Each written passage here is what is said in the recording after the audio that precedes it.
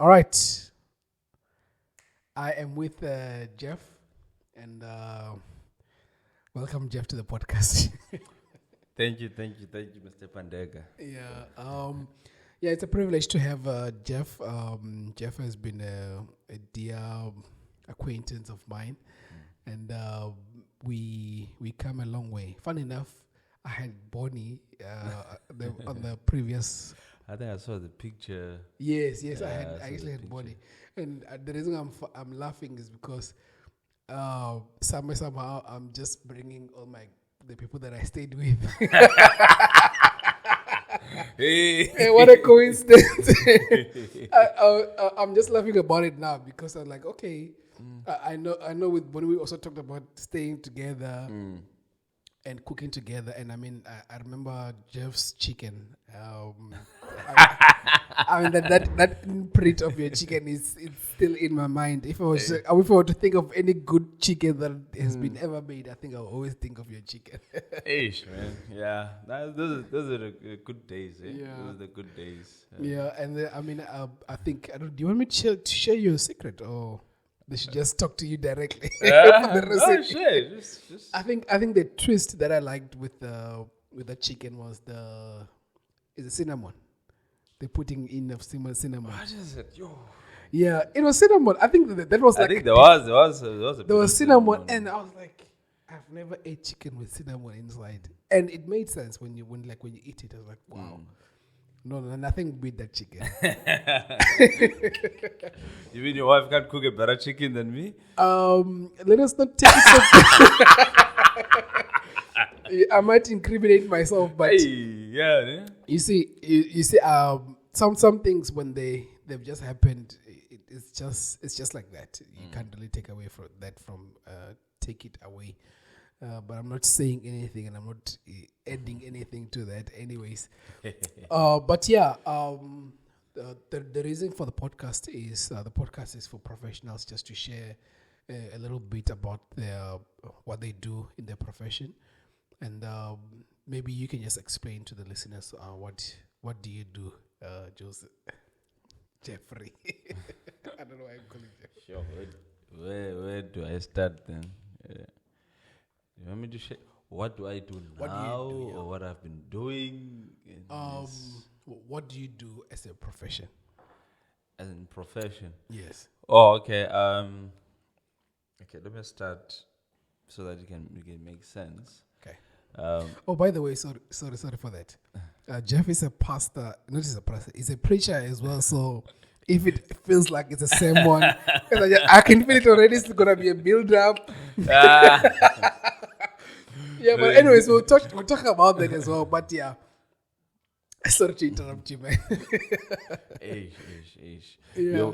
You almost made my church to excommunicate me by saying I'm a pastor. Oh yeah, exactly. Because I realized that I might just be. I'll see. What do you call this word? Is it appoint? Ordain? I might be ordaining. Oh yeah, on the ordain. podcast. Hey. Are you ordaining me? Yeah. Then they'll excommunicate me like, hey, when are you saying you're a pastor out there? Exactly. Yeah. Yeah. Okay. On my profession, I've studied industrial engineering, different levels of it. I'm not sure if I should go to details. Please do go into details, sir. Okay. Where do I start? Okay. I did a diploma then in industrial engineering. Then after BTech. I went to do postgrad in project management. For those who have studied industrial engineering would understand the link between the two, like project management and industrial engineering, because our course, the industrial engineering course, is very broad. Like it's very broad. When I'm saying it's broad, it's very broad. You have people who work in different industries, different sectors. Some are even we even get shocked. Like you get someone who with an industrial engineering qualification, working somewhere in the hospital, not doing hospital work, but doing what he studied for. You see, so it's very broad.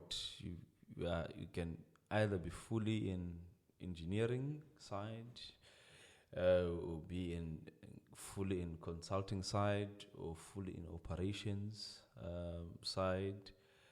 It, the sky is the limit. That's what I'm trying to mean with how industrial engineering is structured, actually. And also some project managers, some operations managers, some industrial engineers, some whatever. Some are even working in line with or close, so to say, with HR in terms of staffing and manning people in the either production floor or maybe not even a production floor, like big corporate companies, like the biggest retailer in South Africa, that do hire industrial engineers to make sure that people who are working in those shops, in those retails inside, they do what they need to do and know what to do, and the time that they need to take in each job that they are doing. If one is a packer or one is in the till, and one is in receiving of the product from the DC or to the DC. So it's very broad. It's very broad. I think that's why I got an interest in this, because at first when I did my diploma in CPUT, when I got to CPUT, in my mind I wanted to do civil.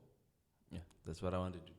I just love construction. Sorry, I still love construction even to this day.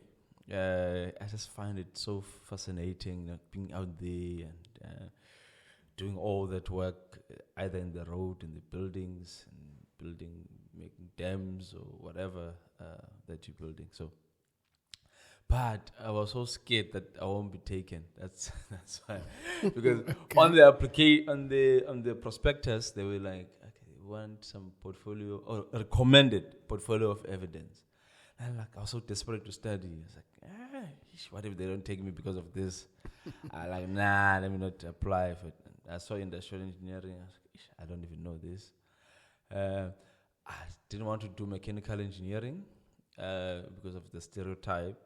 Because at home, what was the stereotype? Okay. No, the thing is, at home, we grew up like fixing cars. My dad was still known and was known for fixing cars. Okay. Would break down an engine and fix it and put it back. So I had that thing in my mind, like, nah, if I say I'm doing mechanical and they want me to be fully in that of fixing cars and all those things. That was the information I knew about mechanical engineering before I got to know a little bit more and wider about what they do. Yeah, sure. What they do. So I like, nah, and I was very less at home. Out of all my brothers, I was the one who was less interested in fixing cars, and I regret it now. Yeah. Sure. I wish I had. Yeah. It's a nice skill to have. Yeah. But I'm able to do few things, just few.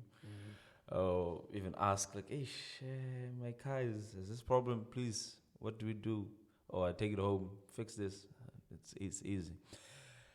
And also because my mind, I've been wanting engineering. That's since I grew up. One was civil engineering. So at electrical engineering, I didn't want to do it because I'm scared of electricity. Electricity, yeah, sure. Nah, I'm scared. And you see with what you're saying, I'm actually realizing that there still is a very broad, a very narrow way of thinking about engineering. If you think electrical, you don't think of anything else. You're just thinking ions, all the appliances. All the appliances, yes, exactly. Yes. That's what we think. That's what I thought of sure. as well. not even knowing that there's light current, there's heavy current, there's electronic side, there's programmings and all those interesting stuff. So I was just scared of electricity. I'm just scared of electricity even today, to this day. Like, Sure. I don't play there. It's very much important. You need to have that skill. I don't play there.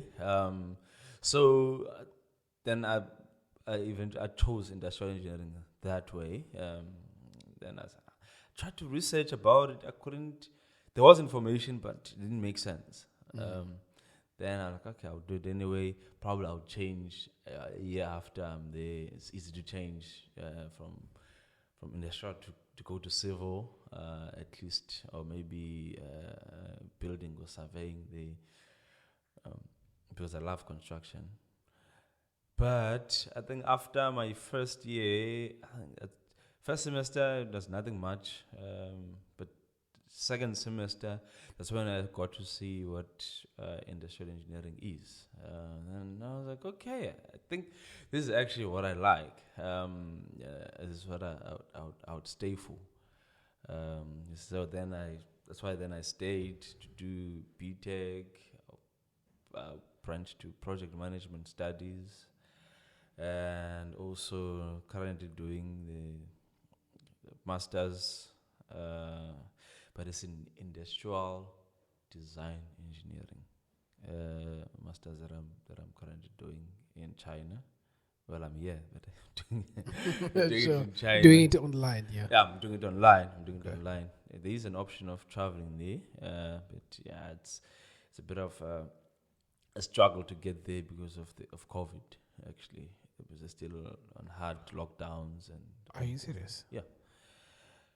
Because besides the flights being expensive to get there, but also COVID is still the thing there. I mean, you quarantine for 14 days when you get there before you get to school. So yes. So even though we have moved on from COVID, it's still a thing. It's still a thing that side, yes. It's still the thing. Interesting, yeah. Yeah, and now it's worse. Even it's winter there, so I mean, winter you almost see the spike. So they're very strict. By the way, COVID-19 basically is not finished. It's just it's not taken serious as it was. Yeah. Okay, I see what you mean. It's not finished, but that side they really still take it very serious than anyone else in the world. Okay. Thank you very much for that. What I've just noticed is that it seems okay. First of all, just to lay down what you just said. So, you did your diploma, BTech, postgrad, project management. Yeah. And now you're busy with your masters. Yeah. Right. You said industrial engineering is vast, right? Yeah, it's very vast, yes. So I'm privileged to have married an industrial engineer, right? And I have an idea of what it is, but I think I also want to have another perspective from a different person as well, right? So when you say it's broad, right? You see with electrical engineering, I can easily break it down that there's light current. With light current you're gonna be working in this kind of companies. Yeah, heavies like Eskom or City of Cape Town or City of wherever that's supplying heavy current, right? And there's also consulting in that and all this other stuff, and then there's controls or maybe process instrumentation, which is just the coding of how the machines the things that you work with, the belt machines, how the packaging and all the stuff. Yes, so the PLCs, we are the ones. Yes, so we're the ones who I don't know if we code or because it's not my expertise. So program those things. We program those things and make sure that when it's full, it must actually stop. We're the ones who actually do all those stuff, right? So I just want you to just build. Make me have an idea of what industrial engineering is.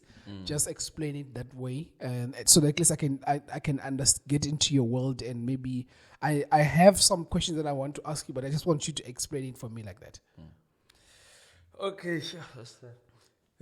explaining industrial engineering, it's not as straightforward as you say, as you'd explain what is Electrical civil engineering. engineering, Oh, sure, and what sure. is electrical engineering, what is mechanical engineering. It's because it's very broad. Basically, we are people of systems. Some would work in companies where they are called systems engineers, where they set up systems, operating systems that the companies are using, especially in the production or manufacturing setting. Like if you talk of companies like Toyota, Aquele, yeah. yeah, or Kwele, yeah. For example, Shout out to our sponsor. Sure. you see the manufacturing process of Aquele, just starting from making the bottle, for example. Oh, I see. Yes. The manufacturing process of making the bottle, the specs of the bottle, and the quality of it, and what triggers the good quality and the bad quality. What's the kick out process, and what's the feedback process to if this doesn't meet standards, what do we do in that sense? So let me say, from a manufacturing and a process production point of view, industrial engineer basically look at the systems, and also not only the systems, you look at continuous improvement. So part of what I was doing in the previous company I worked for, where we make toilet papers, that's a very complex process. Anyway, if for your interest is a very complex, you don't want to take it lightly. Okay. Yeah. It's not as straightforward. It's not a straightforward process. Okay. Just from paper mill side, where they mix all the chemicals in the paper, to actually making the big. If you have a picture of a small toilet paper, Sure. so you know it's our small toilet paper. That small toilet paper is made from a big look-alike toilet paper that probably like from 1 ton to 3 tons. That's like 3,000 kilograms, so 1,500 kilograms. Sure. And that gets to be put on the machine. And then the twist to that is the paper itself is the machine. It's the conditions, like The your cutting. weather conditions. Okay. Then you have things like is it like a glue, controlled? there's cutting. Yeah, it's a fully automated machine. You just put it, then you press. But it's operated, and anything can go wrong electronically, as you're explaining. Maybe there's a programming glitch, for example. Something happened in the background of the PLCs and all that. Sure. Or the drives pack up, as you know, those things happen, and just to get to the root cause of that, it's not an easy process, because you get a certain alarm in the machine. Sometimes you get an alarm in the machine, but it's not really the problem. The problem might point you somewhere else. So it's very vast. That's why I'm saying it's very complex from beginning to end. That whole process of You're now making me wanting to understand how a tissue is made, and I would love to actually know the process. So you're saying that so I think right now we're just trying to explain in terms of the industrial engineering on the process side of things. The process side of things. So yes. in a company that you were working for, right, as you mentioned, you're making tissues. What are you doing there? Okay, not now. Just then. Then. Then. Yes. Okay. What are you doing on your daily, day to day? Then I used to. There's a lot of things. There's planning side of it. In terms of Is it like how many batches should be taking out, or that it's already? Yeah. Okay. Yeah. So I was involved in planning. In terms of not me saying, okay, this is the plan, but in terms of sequencing the plan and scheduling the plan. So if you make, if they're asking us to run Aquele, let's say a pine berry.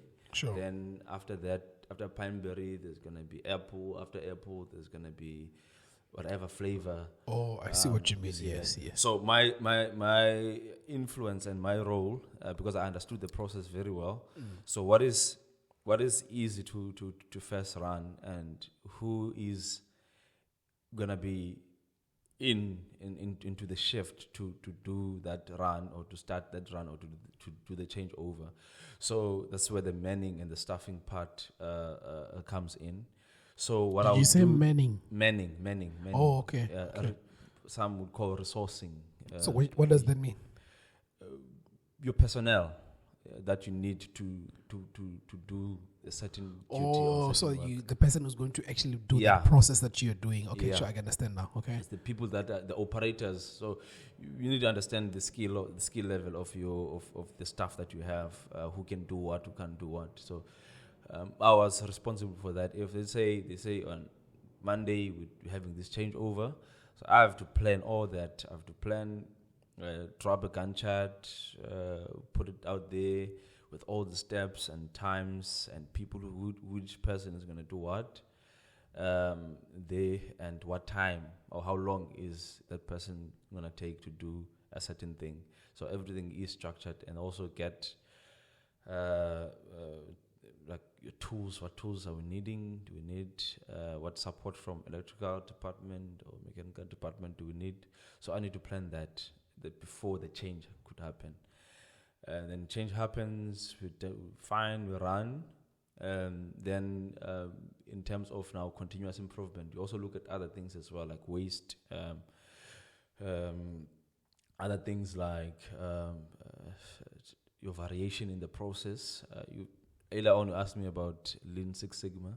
That's where actually your Six Sigma and your Lean comes in. Oh, I don't even know what that means. I just know my wife talks about Lean Six Sigma. I was like, okay, time study. I was like, I don't know what time study. I kind of like have an idea of what does that mean, but Lean Six Sigma, she just talk about it, and I don't even know what is it. Yeah, basically, your Lean Six Sigma is your combination of Lean and Six Sigma.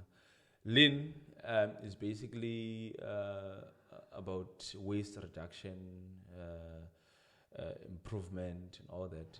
Then your Six Sigma is basically about process improvement on itself in terms of systems and all that. Looking at variation, reducing variation within your process. For example, I'm saying reducing variation within your process. You manufacturing Aquele. I love the fact that you just keep on saying Aquele. These people, they should do something about that. Yeah. you manufacturing Aquele. Sure. But you notice that when you do a pine berry, then there's your run of a pine berry is not as good as a pineapple, for example. Calamansi. Culamansi, yeah.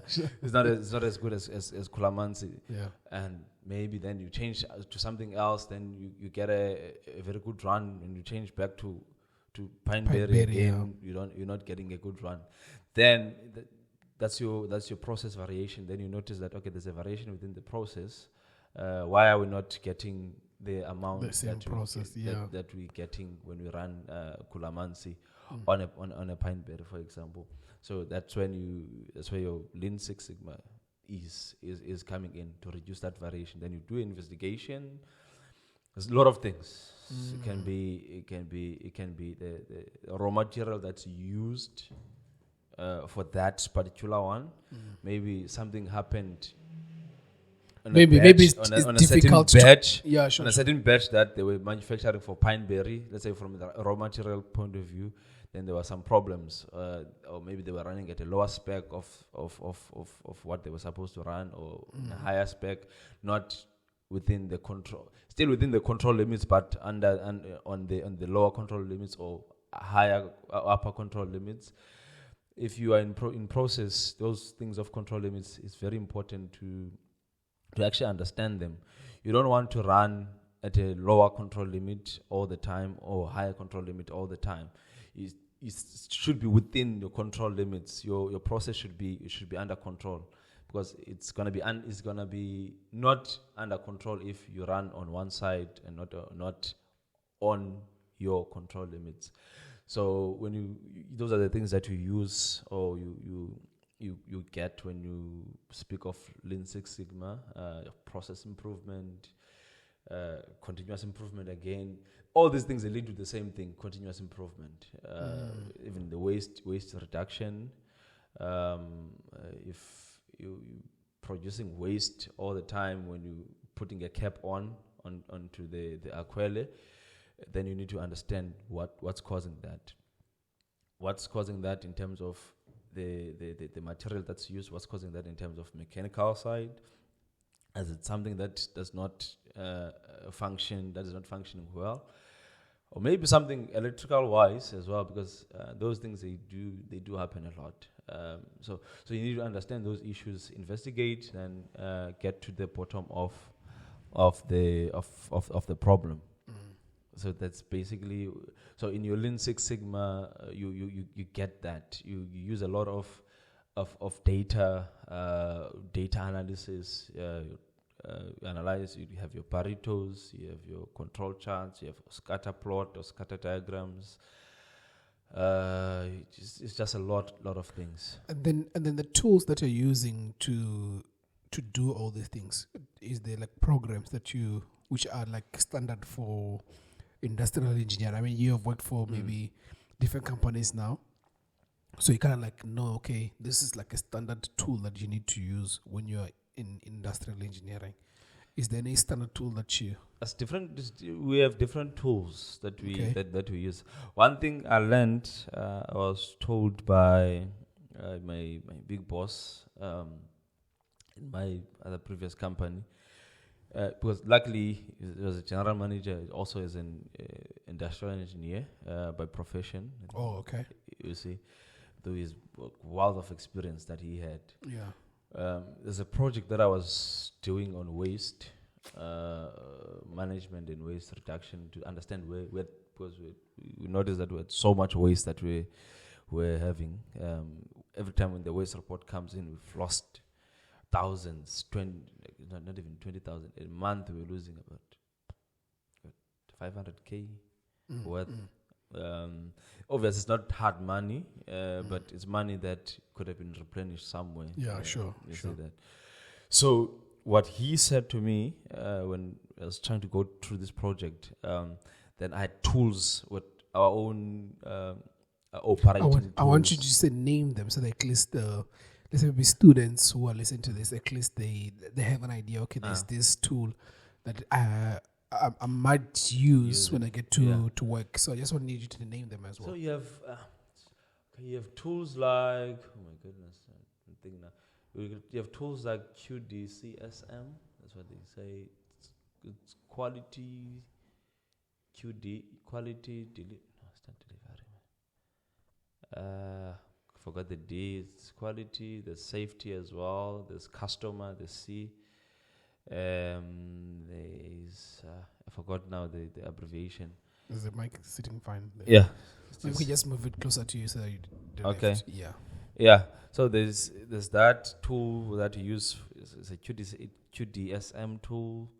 There is CPOC tool. CPOC is also an abbreviation or acronym that stands for supplier, input, process, output, and customer. Yeah.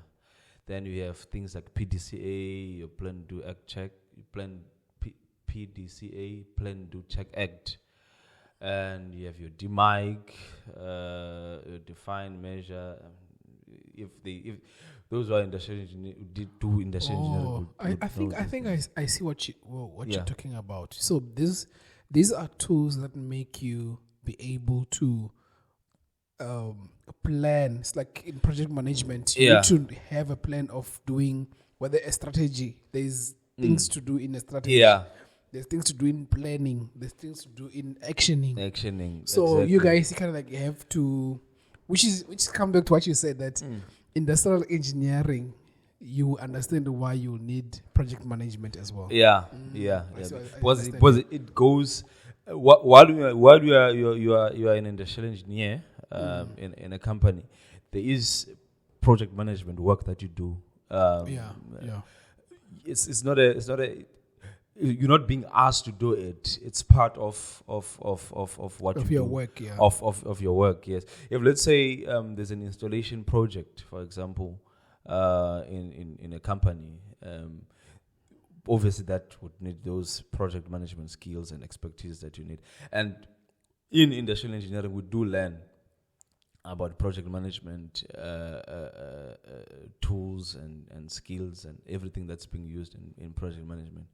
I think that's why for me I really didn't struggle when I was doing project management, even though it was a postgrad, but it was like, okay, I've done these things, I've done that. Oh, so you're already clued up when you're going Yeah, there. I was already clued up when I did it.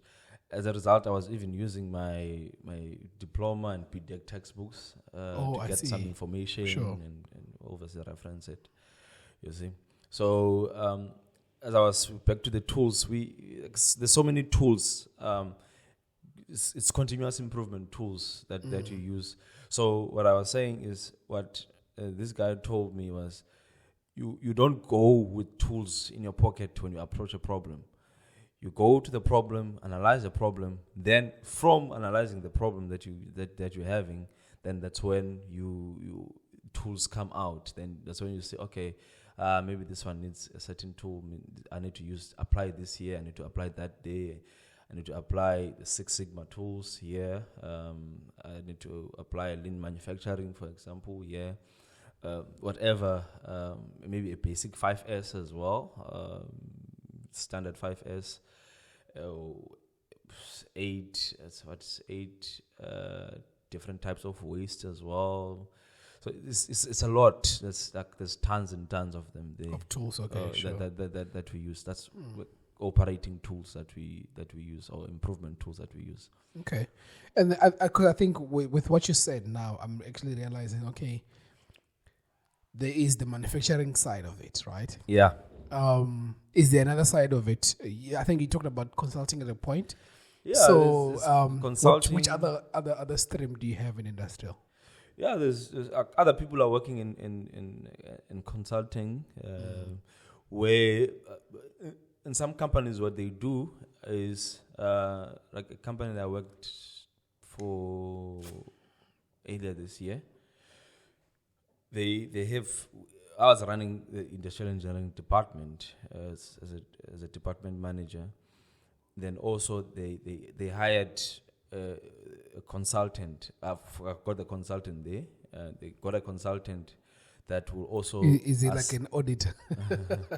No, not an auditor, but a consultant that works probably close or hand in hand with me as a department. Manager. Yeah. Okay, sure. And driving improvements and setting up standards. Because I'm in the furniture industry now.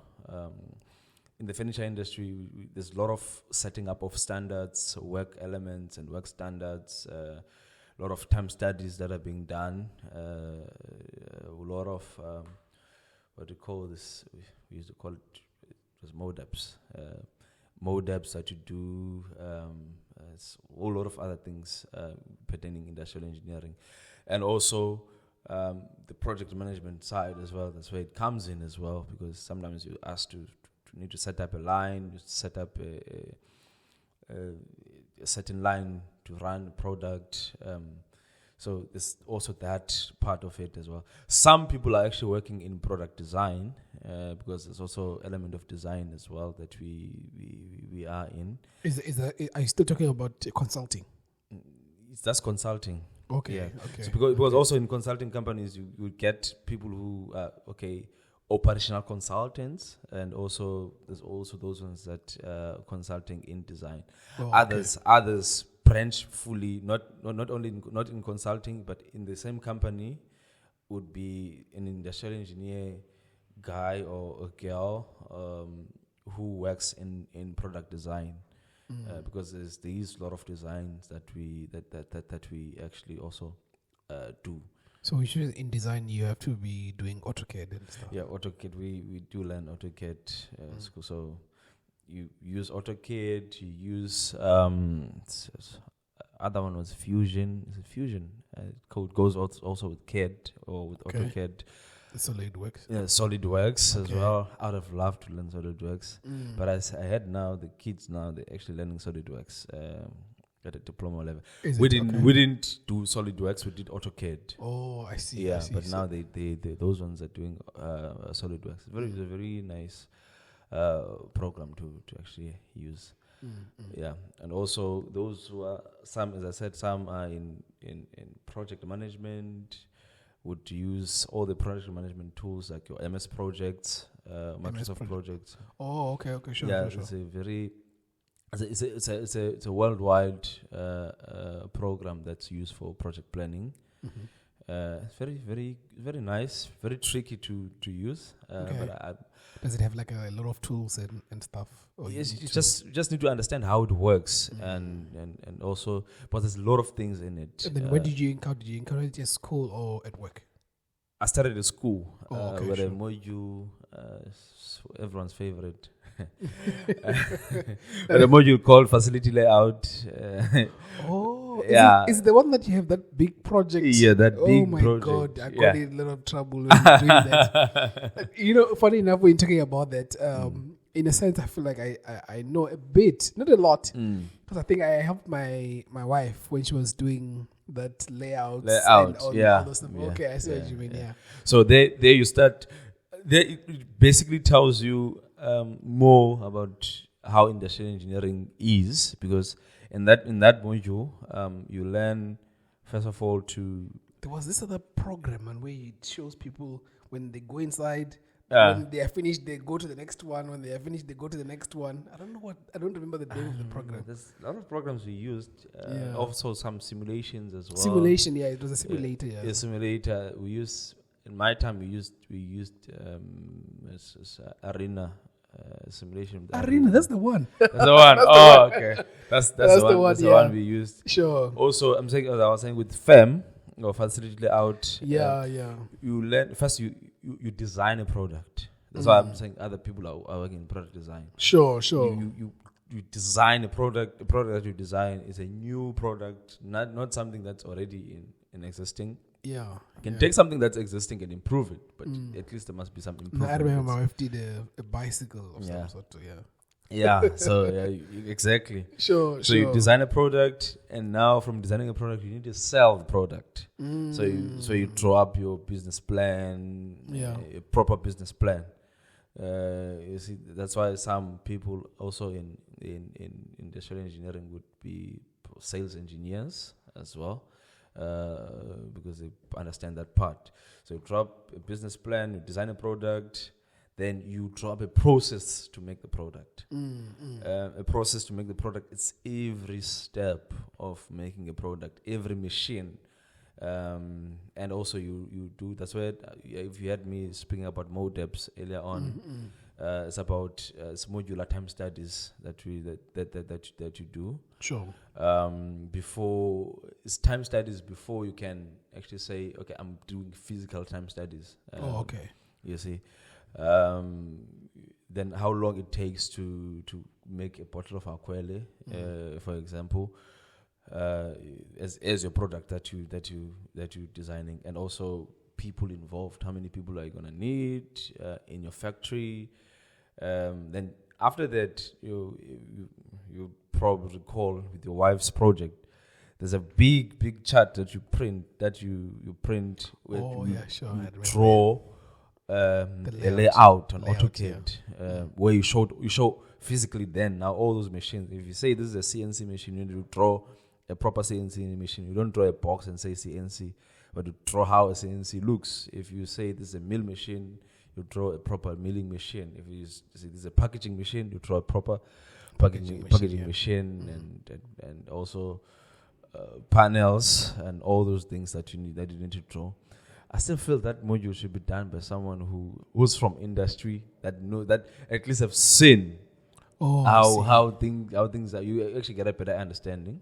But yeah, people still do well, even with less experience in the industry. So that basically gives you what your industrial engineering is. Like you design your factory from A to Z. You leave no stone unturned there, and you have your process. You have your flow process chart. You have your process chart. You had your routing. Routing is basically how the product moves from one station to another station. Okay, yeah, sure, I see. Yeah. You see what it does, and transportation and all that. So that's what you would get when you're doing firm. Then when you get to workplace now, it makes sense, especially when you're in manufacturing place. Then it makes sense why you did that module, because now as you grow and as you even get promotions where you're working, that all that start to come into play. If probably you're in design, your design knowledge that you've learned there, it's gonna be helpful on the other side. Though I always I've learned this, and also try to teach others as well, because also it was taught to me by people who not necessarily did industrial engineering, but people that I got in the workplace were very helpful. The guy said to me, he's from Zimbabwe, very nice guy. He said to me, now that you are professional, you just started here, take all that knowledge that you have, all that thing that you learned from school, park it aside, learn what's happening here at the moment. Then later on, you can take that back. You will be a better person by doing that. Yeah, it's what we were talking about even with Bonnie on the previous podcast, saying that sometimes when you get to work, the things that you do is like you have to relearn. Yeah. What you would, yes, like the fundamentals of varsity is good because it gives you a vast information. Yeah. But when you get this, like you have to relearn everything. Okay, what is a bill of quantity? What is this? Yeah. I don't understand. You need to relearn now. Yes. You're starting on zero. You're starting as a person who knows nothing. And one of the traps that we often fall under or into as new graduates that are coming into the company now, we're at the pressure of trying to prove ourselves. Two, we're trying to. It's also the same thing that a person does when other people do when they get to new companies. They're trying to pinpoint what's going wrong instead of learning first. Learn the system first. Learn the system. That's the most important thing. Learn the system. Learn how things work. Learn the product. You see. Then if you master those things, it's easy then to come and say, okay, so we're doing this and this and that and that. So how about we do this way? You see. Then you engage your people. What I've learned also throughout the years, even having held a couple of positions in different companies or in the same company as well, is people want to be engaged. People want to have a word in whatever improvement that you do in the company. So engage them, involve them, though you know what you want to achieve. It's easy for you to achieve that if, let's say, Shepard has been an operator for 15 years, for example. He's been doing the same thing for 15 years. So basically, he knows the ins and outs of that. He knows who came and wanted to do what and never worked. Who came and did what and it worked for some time, then it failed, or it worked forever. So those people, they know all those things. So when you come with an idea, don't think that you're the first person to come with an idea or with that same idea, for example. Because those guys are going to tell you that, the other guy was here, tried the same thing, but it never worked. And that's what they always say, we tried this, it never worked.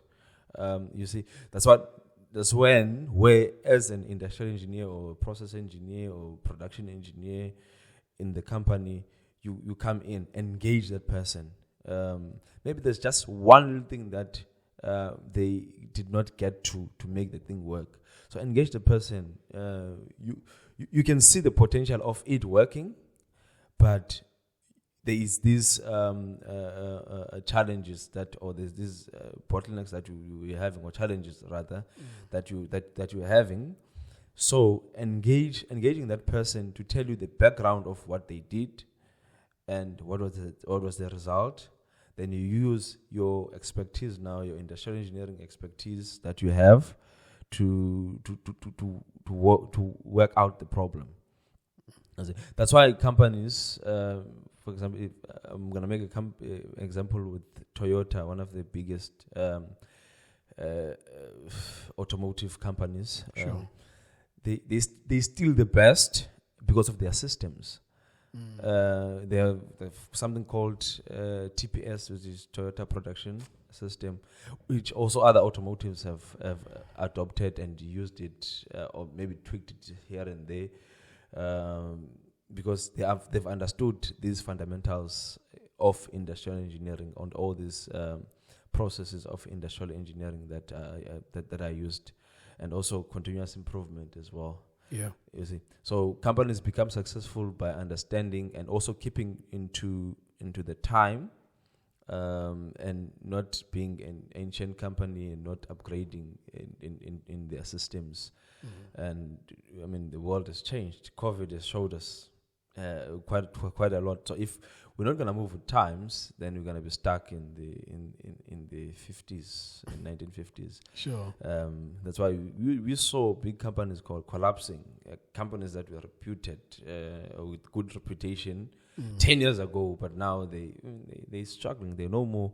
And you see a company that was formed in 2020 thriving and being the thing out there, because they keep on. The companies that have survived, they keep on improving in their systems and also investing in their people and in their equipment as well. Companies that did not survive is companies that relied on previous power that they had. Outdated, yeah. Yeah, sure. I see outdated knowledge. So yeah, it's just a lot. Interesting stuff. Is there another stream besides the manufacturing consulting? Is there another one? Product design. Some. I think we did touch about, yeah. Yeah, I did touch a bit on design. In with that said, now, right? Because I think I wanted to understand industrial engineering for myself before I start asking questions maybe that can assist a student or whoever that's doing it, right? So now, because I love the fact that it seems like you're very much knowledgeable about it, right? So I want to bring it in terms of career, on the career side of it, right? How did you plan your growth? Because I heard you talk about in managerial positions. How was the transition from when you started in your in-service? What steps were you doing in order to get to a point of managerial place? Or is it, since you're in industrial engineering, automatically you have to be a manager? Or maybe you can just demystify all those things, because I think that's what I just kind of like picked up when we were speaking.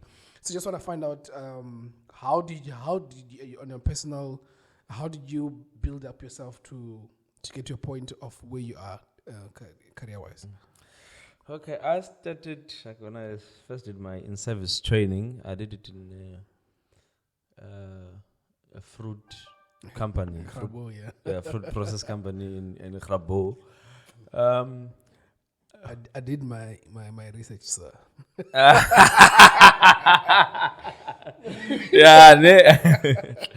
I started there, which personally I don't think I did the best when I was there. I think it would be also nice to also tell us what the things that you did which were not good, so that at least even someone who's listening to this, at least they know, okay, this is what I should do as you're growing. I think I'm not basing, maybe at some point, but okay, maybe say struggling to adjust to the place, number one, and also trying to adjust to like this working environment. I think it did work against me, and also not knowing how to handle pressure, how to respond to questions, and what to look for. Though because I was mostly doing projects even there as well. So though I did my projects and they were successful, but it was just a roller coaster, I must say, which at the end of the day it did help me. I think it was after that when I started now at the toilet paper company, it made me a stronger person. Instead of that demoralizing me, it made me to say, okay, let me pick up myself, let me toughen up, and also learn to ask questions. It seems as if being an industrial engineer, you need to have people skills. You do a lot. You need to, because bulk of your work that you do involves people.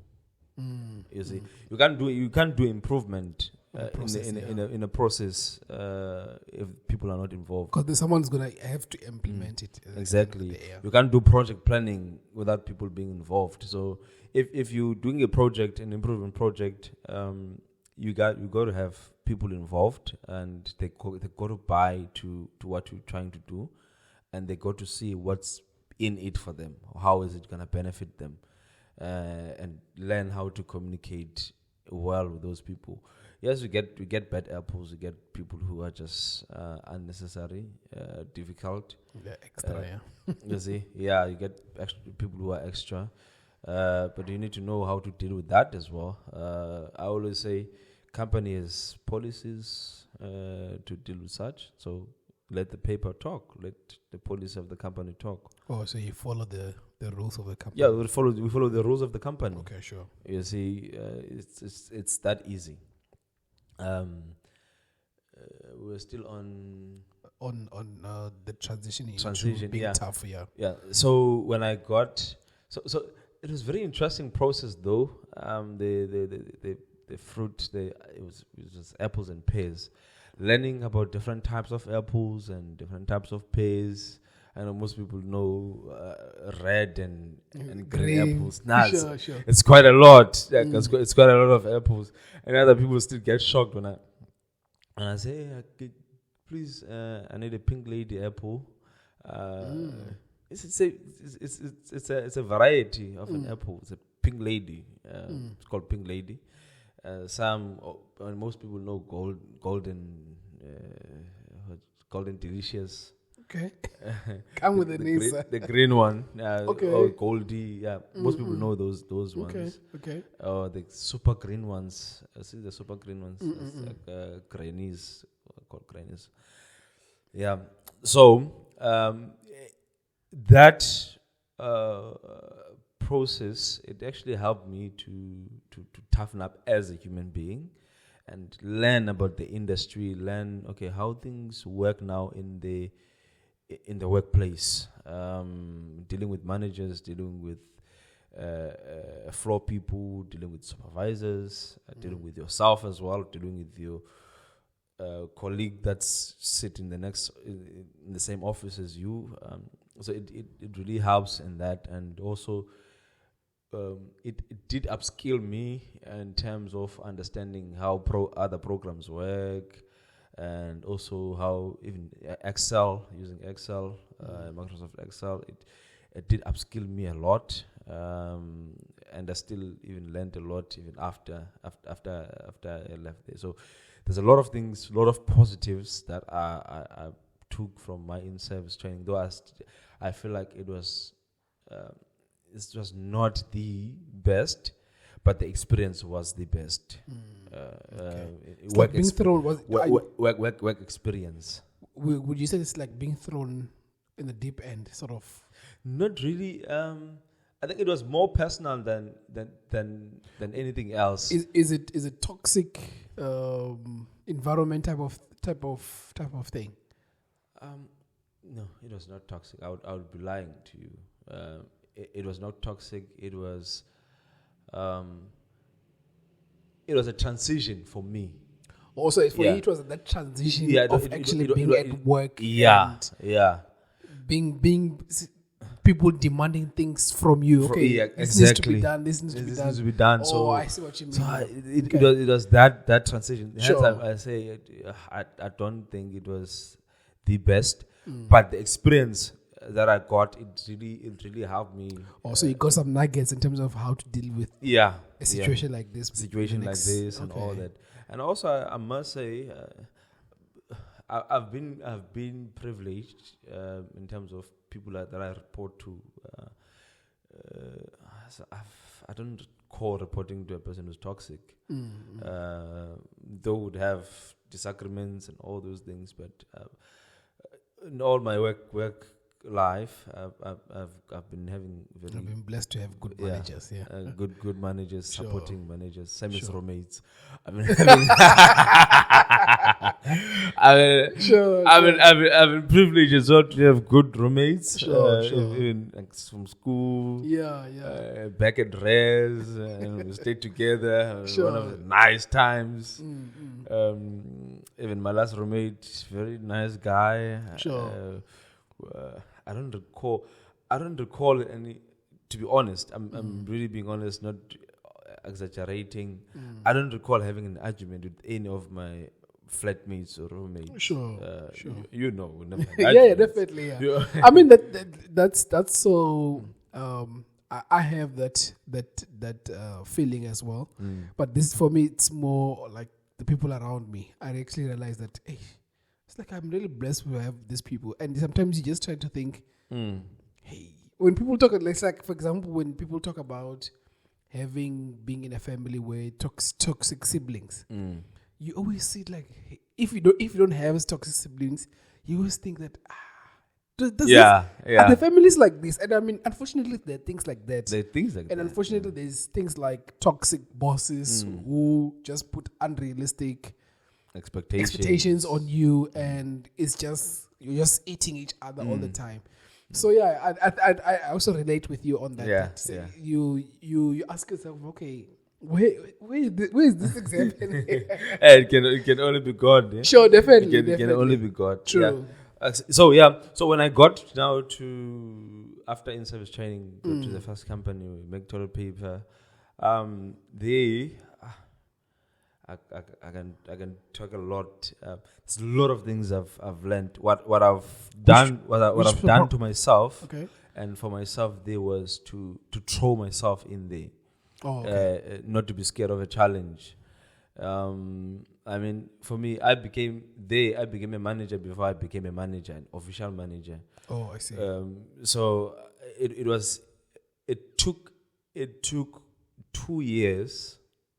I started. It took 2 years or a year and a half for me to be considered to act in a managerial position of work, because I threw myself in there. One thing I've taught myself, which I did not have when I was doing my in-service training, was I was scared to fail. But when I grew, when I was in the toilet paper company, then I told myself, like, no, what if I fail? No, everyone fails. So I was not scared of a challenge. I was not scared to fail. My boss used to say, you gotta tackle the bull by its horns. I'll do that. That's what I would do. Yes, I would make mistakes. I would make cost the company.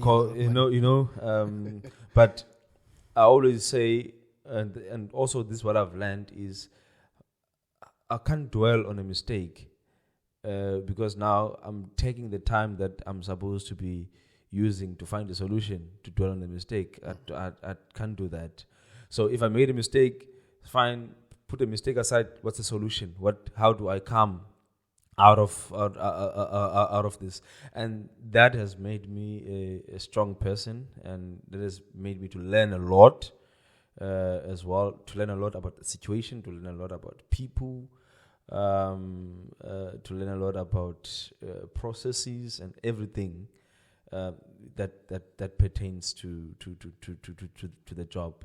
So that transition, I think, from my in-service training to the workplace, it throwing myself in there and not being scared, always putting up my hand and say, okay, if there's a project, I want to be involved, ask questions, talk to people. One thing I enjoy about my line of work is people, man. Like, I enjoy people. Yes, there is crazy people out there you're not gonna run away from it.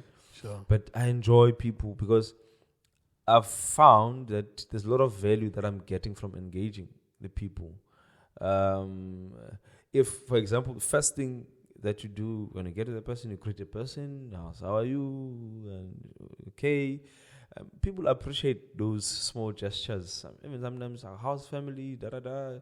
Then when you come now to say, okay, we have this thing to do, it's easy for that person to engage with you because he is used or she is used to engage with you in that level. And also, it's easy to even ask to say, hey, you're not performing. What's up? What's happening? Do you need any help? Or else you just playing around?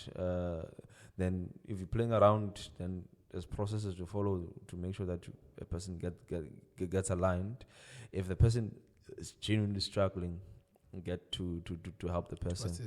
You see? So that transition, I think, as I said, it helped. The where I did my in-service training, it helped me to be stronger and to be very willful kind of person. Then when I got now to where I was, it was at that now thick skin. I've developed a thick skin. Sure. And very vocal, as you know. I'm a very vocal person. Sure. And I mean, even looking from afar, you would never think that you had that challenge because you're already vocal. I think all of us have that challenge. Sure. It's just how you overcome it. I don't think there is not even a single person who doesn't have that challenge. You do it sometimes have those self-doubts, but what make you stronger is to shun the self-doubt and be strong, and say, okay, I can do this. What do I need to do? And also upskilling yourself. One thing I've done as well was to upskill myself while studying, studying, and also if there's as I said, if there's a project, I want to jump in, because I believe that's a form of myself, getting myself more experience and being upskilled as well, and learn more things there. So taking up those challenges and also studying as well, furthering your studies, because if the company sees that you investing in yourself, you are also kind of like a self-starter, they also want to invest in you. Oh, I see. You see, because for my BTech, I didn't pay a cent, and there were people that also applied for bursaries in the company. They never got them. I don't know why. I got it. You got sponsored, sure. You see, but it's something I'm grateful for, to the company and to God as well, that they did give me funds to go on and study my BTech. Yeah, sure. Upskill myself, then continuing upskilling myself, because I didn't stop there. I said, okay, what else can I do? Like project management. What does it have for me? Let me go do it. And I did it, finish it. Then it helps your knowledge. It helps your professional career. It also builds your confidence as well. It builds your profile as well. So wherever you go, you have experiences. You you'll be surprised out there when you go to interviews, and then you're being asked about situations and all that. How did you handle this? What is your greatest, what's your success? What's a project that you've done? Those are questions that we encounter in our line of work. Whether you apply for an industrial engineering post, production management post, process engineer, production manager, as I said, design and consulting, you get those questions. Sure. So that's why I'm saying I applied myself, threw myself in there, and it was then easy. Then as the more I did it, then it became easy for me to get involved, or to be involved, to be called in. It's like, hey, you must do this and that and that, because now they already see that I'm able to do that. And then with that said, because I'm just looking at the time now. Time flies, no? Sure. With that said, because you're saying that you applied yourself, right? And then it gave you the edge, I guess. I'm just making some form of a summary. It gave you an edge to be ahead of many people. Yeah. Right. That's why you also assumed an acting, quote unquote, acting manager, even though you're still like in your junior position, right? And then when you move from one company to a new one, how do you still have the same confidence that you had from the previous job, or do you kind of like, I think we've already talked about a bit about it in terms of you kind of like learn the system first, or what was the process like? Yeah, I think for me, because of what I've seen, and then so for that, and then when you're moving to a new company, you're moving as a manager, or were you studying? What was the dynamics like? Yeah, as a manager. Okay. It also depends what you apply for. Is either and what you want at a particular moment. Sure. You can move as a manager. You can move as an engineer to a different company, because to separate, like as an engineer, it's difficult to separate me from being an engineer and a manager. In as much as sometimes I'm a manager or a production manager, I'm still an engineer. So I still look at things in that eye of an engineer, and continuous improvement and all that. I think that's what also most companies are looking for now. If you notice that, I'll say, okay, want someone with the production management, industrial engineering, even some with chemical engineering background, because also chemical engineering is a lot of processes. Exactly, yeah. Sometimes I would say electrical or mechanical. So it depends what you want, but I always see it as things that work hand in hand. Yeah. Whether you're manager or engineer, you always, if you're an engineer, you're always gonna have to do some management. Is part of the job. If you're a manager, you're always gonna do some engineering part of the job as well. So coming to your question of do I move with the same confidence? I think what helped me, I learned a lot from other people. Number one, because I like learning from different people, whether the person is doing bad or good. I learn. So in a company where I was at, like, people would come, and some will go, some will stay for different reasons. So what I've seen, some people who would come and want to make changes, for example, not having learned how things work, the systems and the processes and all that. And that is a mistake I never wanted to fall under, or trap I never wanted to fall under, thinking that you're coming as an engineer. I'm coming as an engineer, or this You person. tell the operators, I'm telling people. I'm telling people around, ordering people around.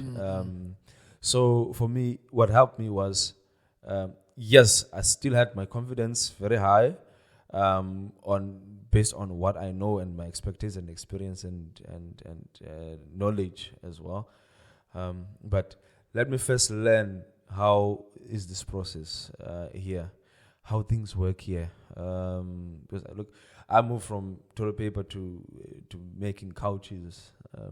I've never made couches before in my life. Sure. You see, so the way I applied myself was to, okay, let me take a step back. Let me learn what's happening. What's the process like here? The terminologies that are used, culture, because that's one of the most important thing. Culture of the company, how people respond to change and all that. Then from there, it became not so difficult now to say, okay, now that I've learned, how do I apply myself in this? Where do I fit? How do I fit myself in this? Not to come and just make an instant change, because I always say the company you get to was there before you. Yeah, sure. And most probably gonna be there after you. Yeah. So don't act as if what they were doing never worked.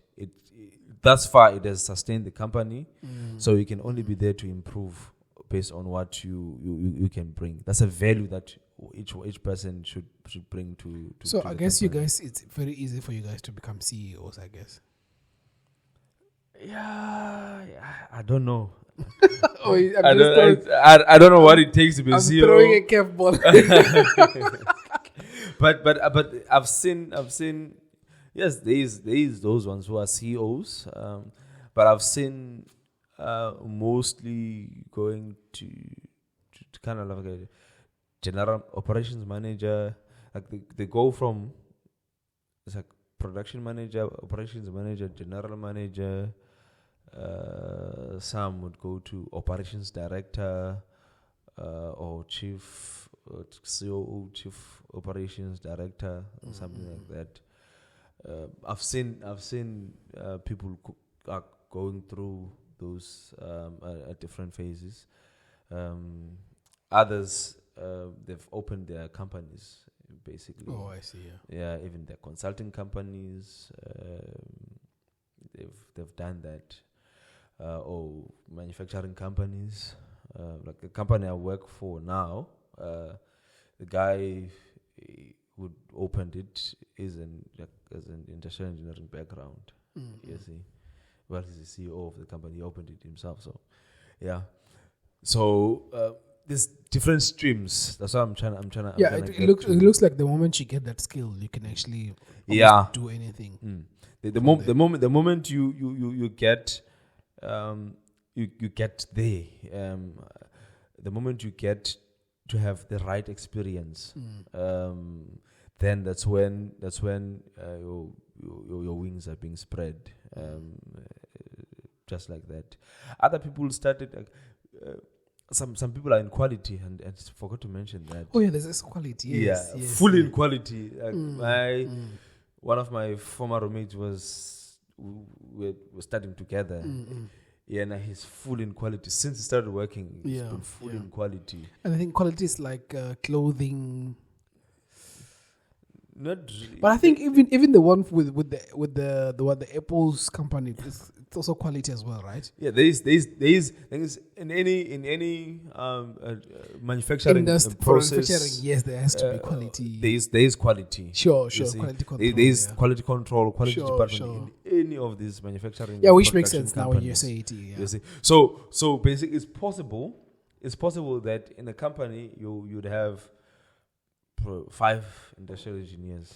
It's so funny, but in different departments. One in quality, one in supply chain, because others are in supply chain. One in planning, because others in planning. One running production, one being the boss of everyone there. So it's so funny that this is what I've noticed, and I think I don't know what the companies or the schooling system should maybe rethink. Industrial engineering and chemical, it's like you guys are fighting for the same job. basically, I would like to agree on that. Though at some point there is they difference. streamline it to Yes. to okay, they focus on chemistry actual and chemistry, all yes, those sure. things. We focus on our side operations, It's like management supply of those. chain Yes, management. But you can get a person who is a chemical engineer to be a general manager of the company. He understands the processes. You see, because one common thing about us is processes. You see, Yes, understand I see. Yeah. the process. Maybe from their side, from a chemical point of view and all that, but from our side, from Industrial. a manufacturing point of view. Yeah, because I think what I've noticed is that most of the time, there was a time when I was actually applying for my wife. I actually realized that they say industrial or, funny enough, even mechanical engineering. Yeah, you get a lot of those. Also, depending on the job scope. The job scope, Yeah. yes. Yes. For example, if they're looking for a production engineer, they will either go for a person with industrial engineering, chemical engineering, mechanical engineering, and sometimes electrical engineering. Yes. You get those. Especially processing. Yeah. Yeah. If you looking for a process engineer, most likely industrial engineer and a chemical engineer. Chemical because engineer, it's sure. process people. But now, as the more you go with your operations managers and general managers, or your what do they call this, MD, managing directors, you will either get those people chemical, industrial, electrical, and mechanical. I think maybe just to conclude, right? I just want you to explain just a bit on green belts and all these other belts in terms of how do they now come into the industrial, because there's you see you've explained all the project management and BTECs and all the other stuff, right? But where there's this thing called green belt. What do they do? No, And those how do they things. help? Remember, earlier on we spoke about Sure. Lean Six Sigma. Sure. So those are basically qualifications in Lean Six Sigma. It's actually 4 belts. The lowest one is white belt, which is like basic Lean Six Sigma. Then also second to that is probably a yellow belt. Then I think the most one that most companies would actually look for or recommend would be a green belt, Lean Six Sigma, or black belt. Black belt is like master's level. You are top G there when you have a black belt. So most of those are. And this is based on projects, or is it based on knowledge? Is it like a certificate? Project? You attend classes. I think for a week or 2. Then they teach you all those tools that you use in a manufacturing, consulting environment, even mining environment, and all those things. Sure. Because some of those things. Interestingly, you get industrial engineers in mining as well. No, you guys have to be everywhere. We're everywhere, basically. Everywhere there's a process, you guys have to be there. I'd love to work in a mine though one day. Yeah, you should go to Malanga there. Yeah. So, what was I saying now? It's saying that whenever there's a process. Yeah, whenever there's a process. So what the syllabus would, or the whatever you learn there, they teach you different things, different tools that you use. Obviously, you're not gonna use all of them in a company. But they teach you all of those tools that they teach you there. Then that's the first phase. Then probably you write some tests and all those things. But the major thing then is when you have a project, come up with a project, a real life project that you're gonna use, that you're gonna be doing an improvement on, and using those tools that you were taught. You see, so all those tools, or most of those tools, you must apply them in your project just to see that these are working and it becomes successful.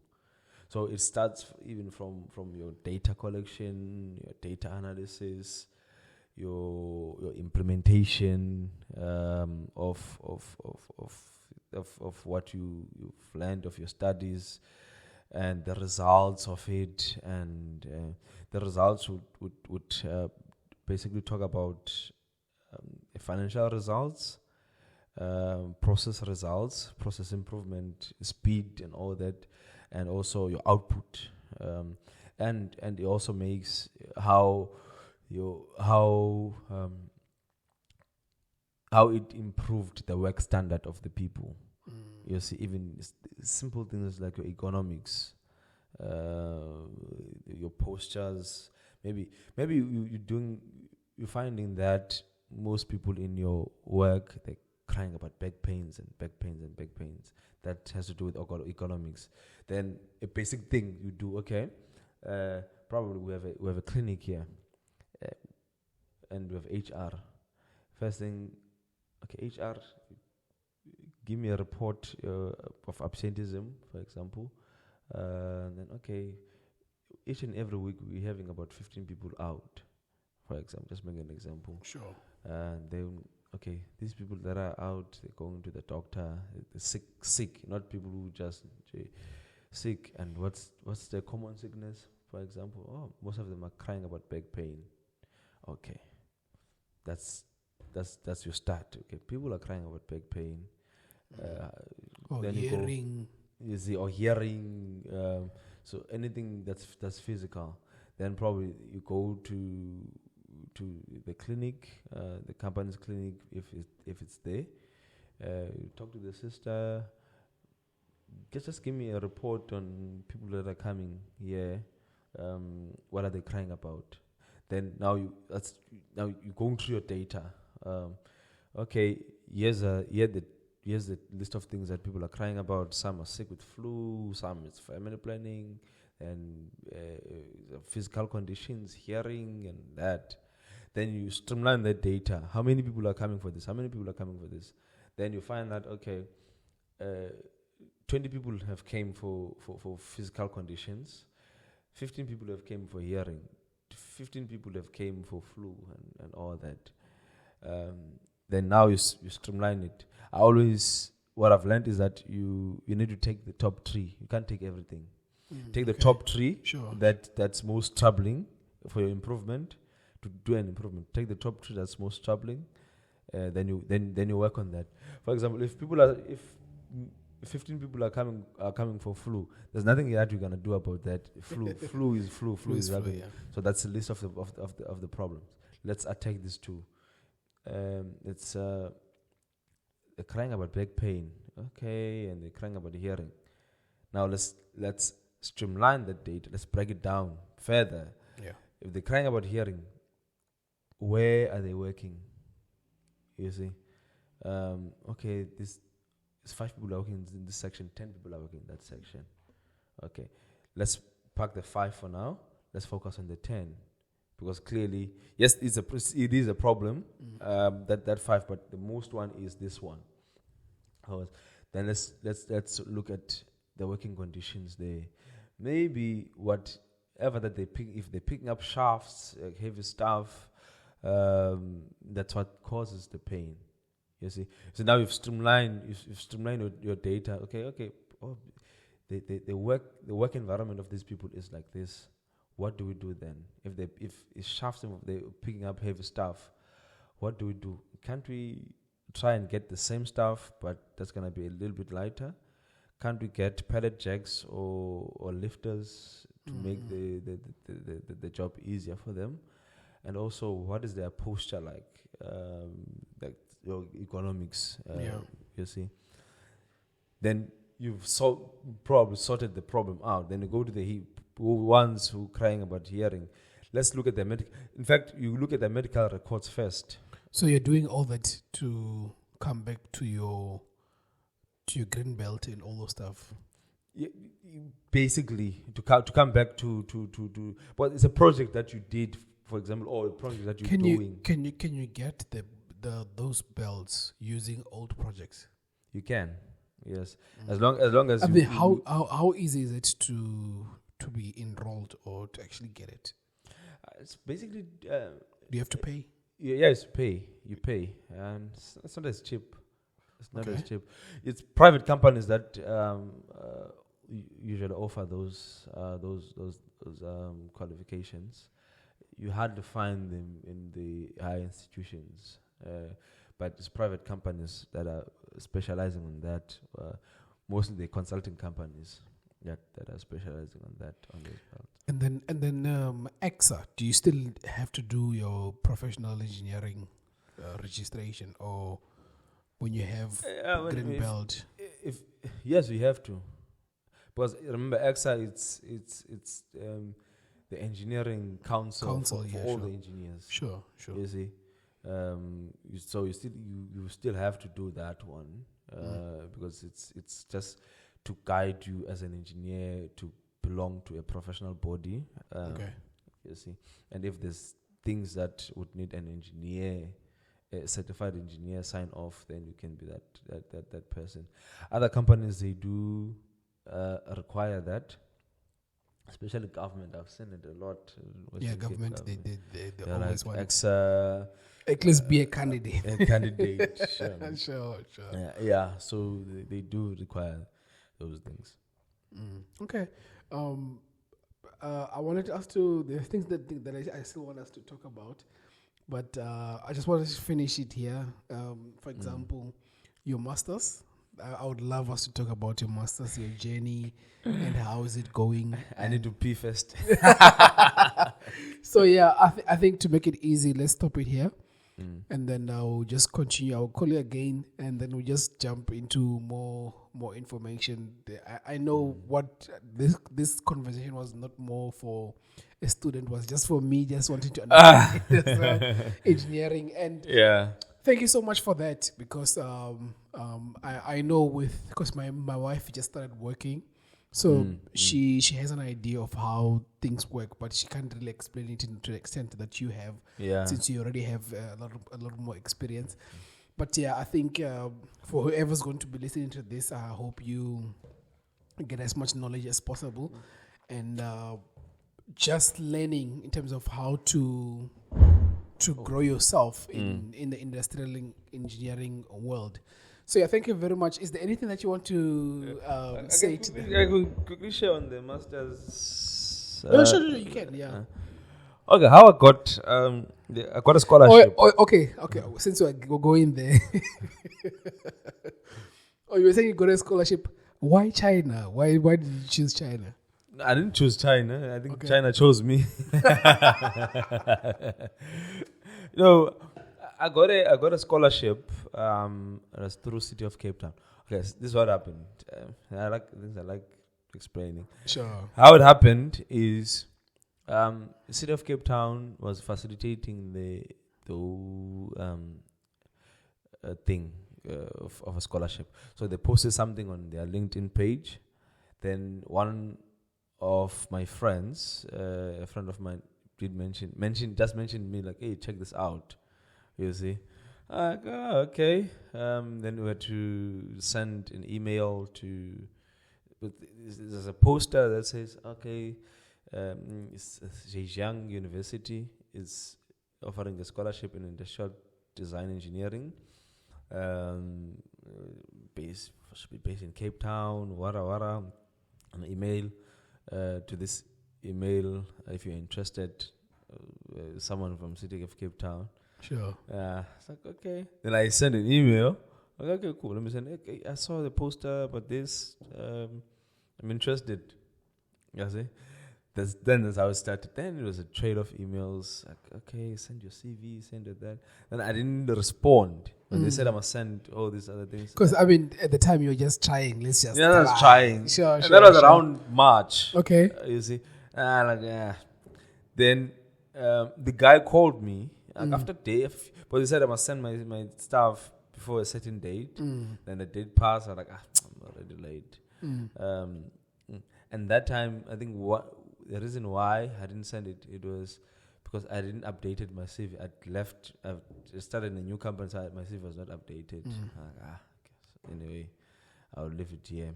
I know the struggle of actually wanting to update your CV when you have a job. Yeah. It's not the same as when you're looking for a job. Yeah, it's not the same. Yeah. So I was like, then the guy called me 3 days after. So then he called me like, "Ish, man, I'm still waiting for your stuff. Can you please send your stuff?" I was like, "Yo, okay. I'll organize." Then I asked a friend of mine who's doing CVs. I think I know. Yes, sure. She does. What's her name again? Okay, Okay, I think we should just give her a shout out. Yeah. give you a shout out. Yeah, I'm Yeah, you can do that because I don't know the full details. Okay, no, it's fine. You said it's Ngabagazi. yeah. Okay. Okay. Yeah. Okay, sure. She's a familiar face. You would know. Yeah, her. I know her already, but Yeah. just that it would be nice to just give her a shout out, Yeah. so that at least you can just whoever wants to revamp their Yeah. CVs, then she can just do it for you. Yeah. I'll link you up with her. Yeah. Sure. Yeah. So I contacted her. Ish, I need my CV. I need a CV, man. Quick. Can you do? Where do I start? Check my LinkedIn profile. Take everything that's there and put it in the CV. That's Sure. what I said. Then it really did help in that. Then I sent my CVs, my other things that they want, qualifications and all that they wanted. Then it started. It was a trail of emails, like a trail, like if you say trail of emails. Meet this person, meet that person, meet that person. Okay, this is our candidate that we found. Because I'm the only one in South Africa that's doing the course there in China. So what happens? The university offers that scholarship to international students. Oh, I see. Okay. You see, so they take people from different countries. Mostly, what I've seen, it's mostly Africa. Okay. It's Africa and Asia Sure. mostly. According to what I've seen in my class list, it's Africa and Asia. Then it was that. Then went to interviews. Using that now, having to learn how the other apps are working and all those things. Oh, so they're not using Zoom and No, they're not using Zoom. Is it different? Okay, they, sure. They need because they're Chinese. They have their own things. sure. That they're using, and it's big in their side. That's one thing I use is Ding Talk. I never knew about Ding Talk. Okay. Yeah. Ding Talk. Okay, sure. Yeah, it's used by the old school. Okay, Actually. So okay. if classes there, everything they upload notes there. I learned about Figma as well. I didn't know about You Figma. learned by Figma. Okay, sure. Figma. Even because it's a design. It's a design course with engineering. Okay, sure. So we have like Photoshops. I thought of you when I saw Photoshop. Sure. Yeah. So it's just a whole lot of process in those that interview, and then they sent even the acceptance letters and visa applications. I never applied for a visa because I don't want to go there. As long as I can study from here, I'll just do that. So that's how I got this. Then the visa was it for you to go there or just to have it just in case? Go there. Oh, okay. Yeah. Is it for induction? What was it for?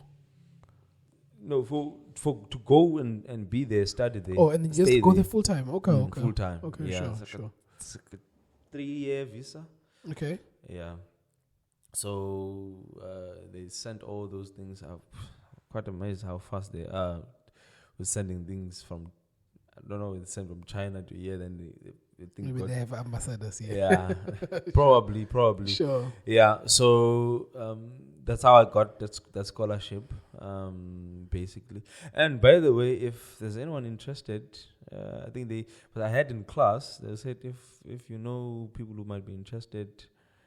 Is it only industrial or other? Not only industrial, actually, because there's guys who did computer science, others mechanical engineering, others electrical engineering, also. Sure. But mostly, I see mostly people might have some engineering background. Sure. As they, you see. So yeah, that's how I got it. And then how is your masters going? As I said, I'm struggling with the Chinese language. Yeah. But yeah, it's a complete new thing. Sure. Are you studying in Chinese? No, I'm not studying in Chinese. There's a module that is a Chinese language. Okay. Yeah, so that's the only one that you're struggling. I'm struggling, and also still, one of my struggles as well, because the classes, China is 6 hours ahead. Sure. Of us. So our classes usually they're like 1:15 in the afternoon, 2:00, and here that's like 7 in the morning, 7 a.m. and 8 a.m. and that time I'm at work. Yeah. But there is a recordings that they have, so just go back. Makes it easier, sure. Yeah, and also they've long classes. A 3-hour class. You come back from work, you're tired, trying to listen to a class, you fall asleep. So those are the challenges I'm encountering, which I'm still trying to. And in terms of the value that you're getting from it, can you quantify it in a sense? Or what have you noticed that this will be something that I feel like it's worth pursuing in terms of value?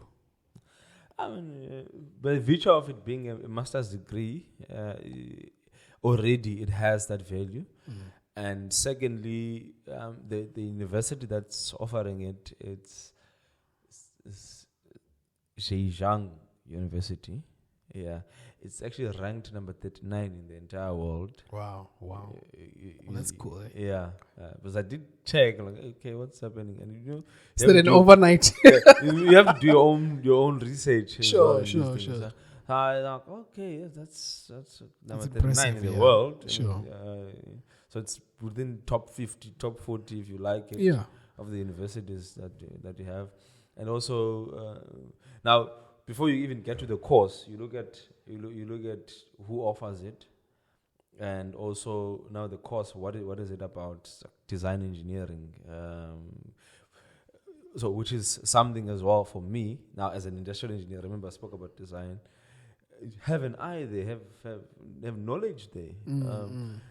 Because as an industrial engineer, as I've counted to you, as the other things I didn't count, you work, as I said, you work in production, manufacturing, design, quality, supply chain, consulting, product design. As I said, you see, all those things you work in, you work at.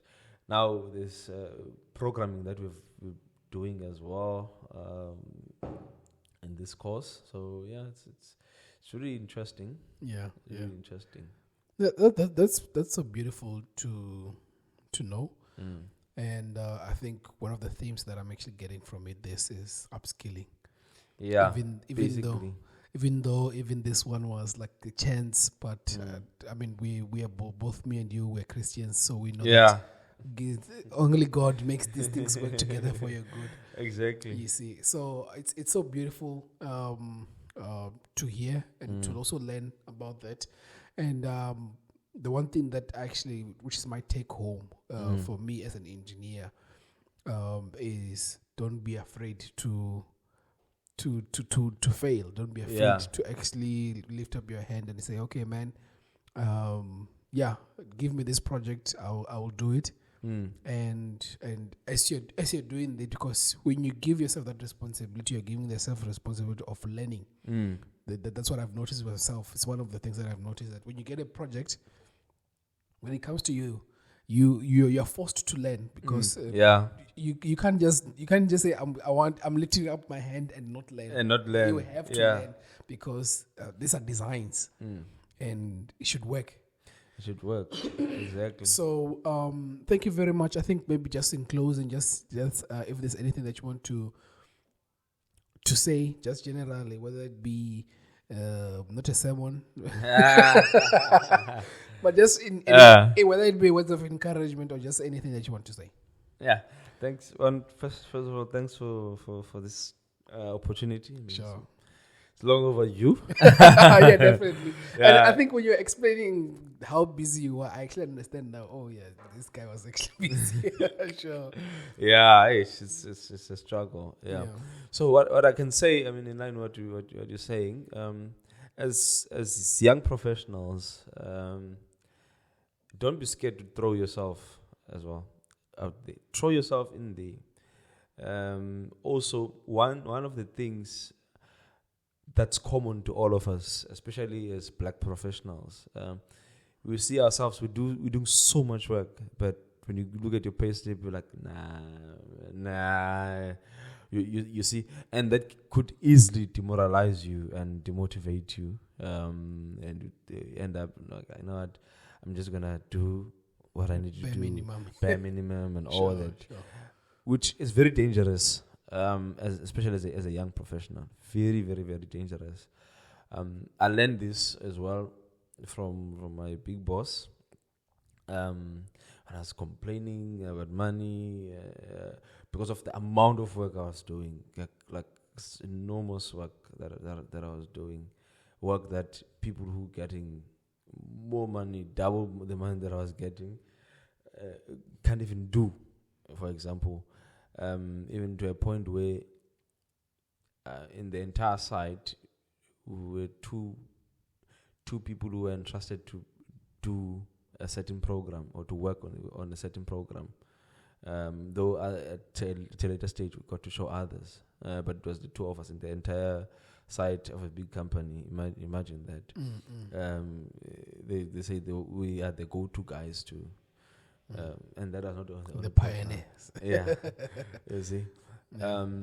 So what helped me was throwing myself out there, and also, in as much as money is a problem, but don't let money deter your work. Money should find you working. You see, money should find you doing your level best, because you're not doing that for the company.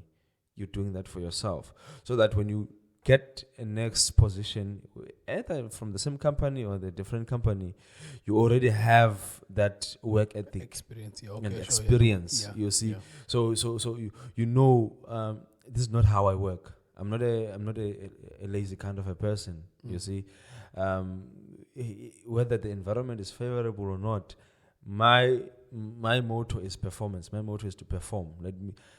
I'm gonna make sure that I perform.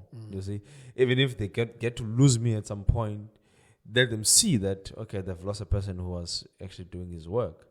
You see, so don't let money deter you. I know money is a problem for most of us, especially as young black professionals. It's a reality of our country, even of the world actually. But when money comes, you will be ready.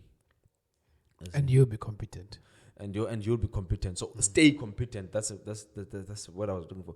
Must always stay competent, regardless of what. Stay competent.